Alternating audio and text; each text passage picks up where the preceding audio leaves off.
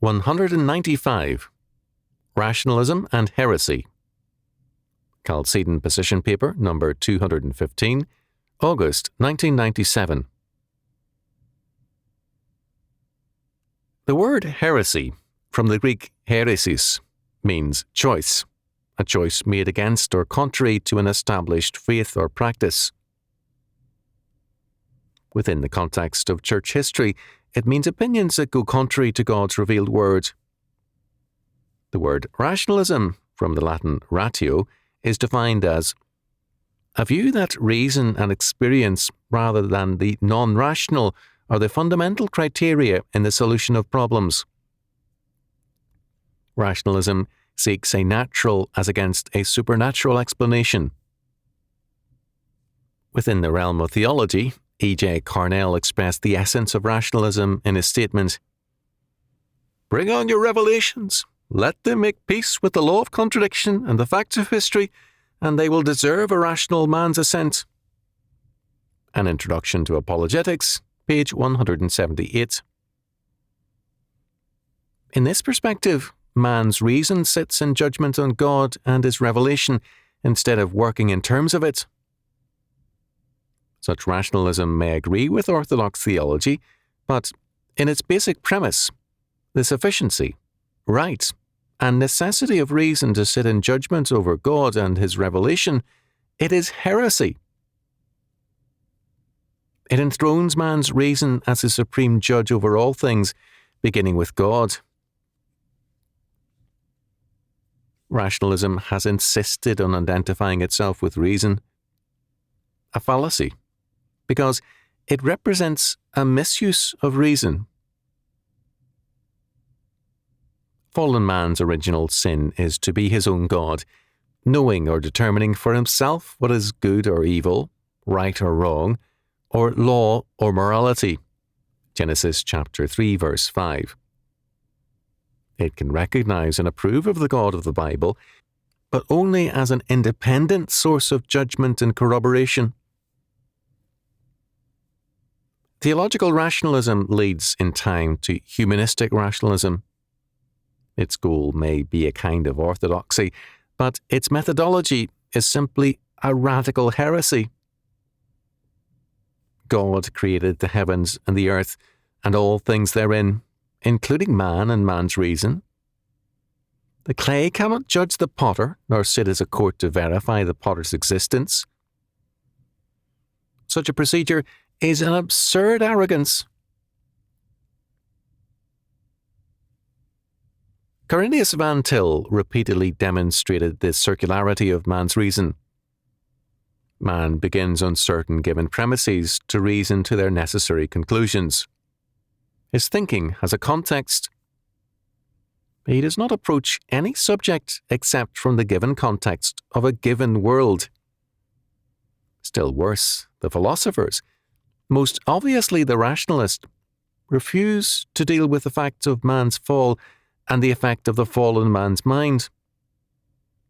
As Calvin noted, thus they imagine that man is always possessed of reason sufficient for the proper government of himself.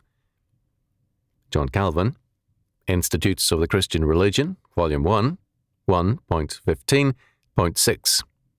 Philadelphia, Pennsylvania, Presbyterian Board of Christian Education, 1936, page 213. Calvin continued, "The philosophers, being ignorant of the corruption of nature proceeding from the punishment of the fall, improperly confound two very different states of mankind." Ibid. 1.15.7, 214. Salvation should not confirm man in the priority of his reason, but rather make him mindful of its limitations and the sufficiency of God's revelation. Man's intellect, as Van Til pointed out, is not sinless. And when man ignores the fall, it is always tantamount to ignoring his creation. Cornelius Van Til, An Introduction to Theology, Volume 1, Philadelphia, Pennsylvania, Westminster Theological Seminary, Syllabus 1947, page 32. As Van Til said further, nature has had a veil cast over it on account of the sin of man, and the mind of man itself has been corrupted by sin.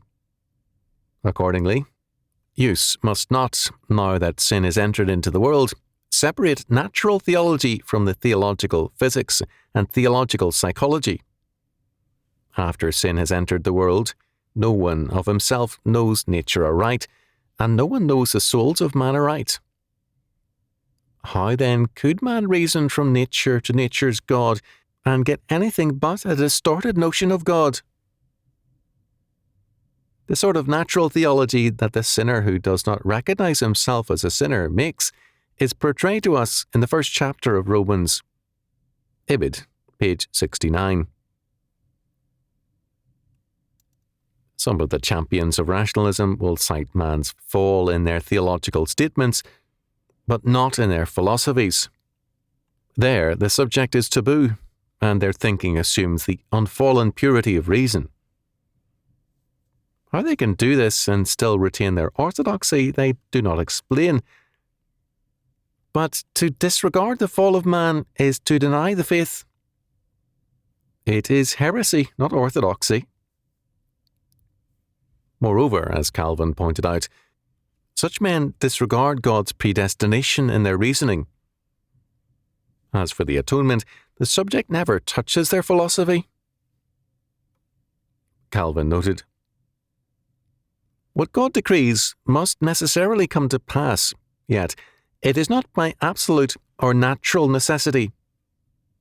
Calvin, Institutes, 1.16.4, page 231. But the philosophers recognize only absolute or natural necessity, not God's decree, so that, even when they seem to agree with biblical doctrine, they are totally at odds with it. The constructs of reason give us a God very much like man and the mind of man. To cite Calvin again, in a statement like so many in Calvin which are ignored by these rationalists in the church.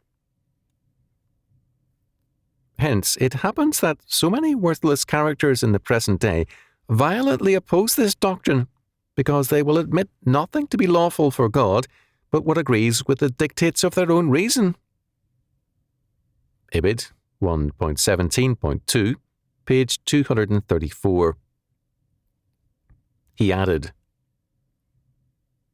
"Therefore, since God claims a power unknown to us of governing the world, let this be to us the law of sobriety and modesty, to acquiesce in his supreme dominion, to account his will the only rule of righteousness, and most righteous cause of all things." Ibid, 1.17.2, page 235.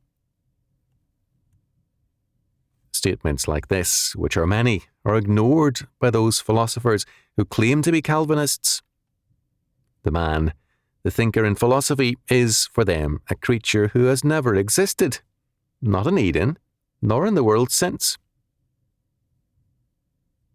Their rationalism is a form of heresy, an attempt to combine humanistic philosophies and biblical faith.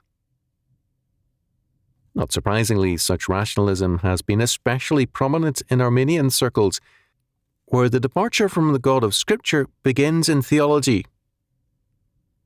All the same, this heresy has been too common in Calvinistic circles.